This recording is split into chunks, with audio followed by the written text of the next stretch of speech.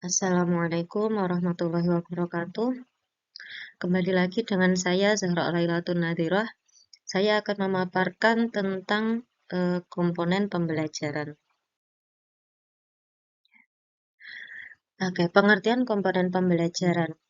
Menurut Kamus Bahasa Indonesia, komponen itu merupakan bagian dari keseluruhan. Sedangkan pembelajaran itu merupakan perubahan yang bertahan lama dalam perilaku atau dalam kapasitas berperilaku dengan cara tertentu yang dihasilkan dari praktik atau bentuk-bentuk pengalaman. Menurut Sutopo, pembelajaran itu merupakan sistem yang terdiri dari 8 komponen.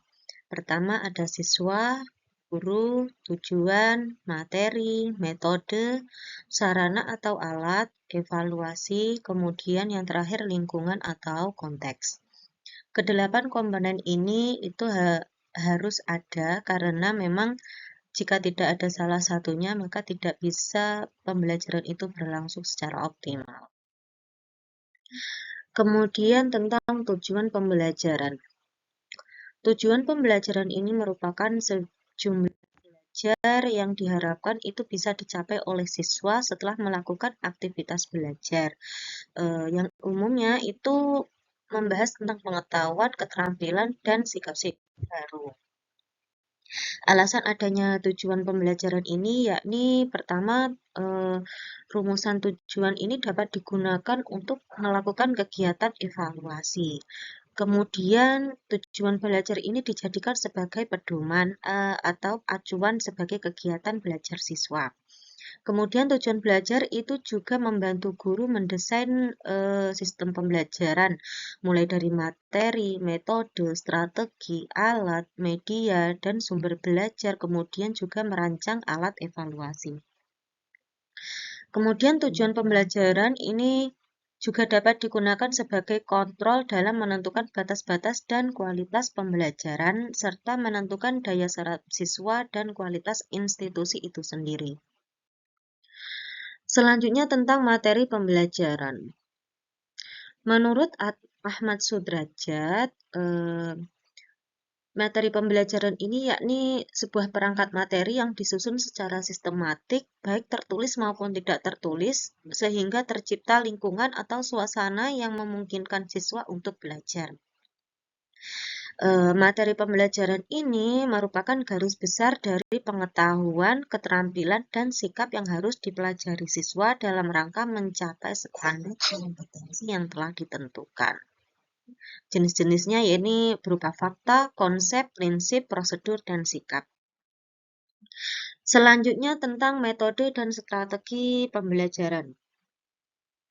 Metode pembelajaran atau pendidikan yakni adalah suatu cara digunakan pendidik untuk menyampaikan materi pelajaran, keterampilan atau sikap tertentu agar pembelajaran dan pendidikan yang berlangsung itu bisa berjalan seefektif dan sesuai dengan tujuan yang ingin dicapai. Di sini peran guru itu harus menguasai berbagai macam metode dan strategi guna untuk mencapai tujuan dari tujuan pembelajaran itu sendiri. Selanjutnya perlengkapan dan fasilitas pembelajaran.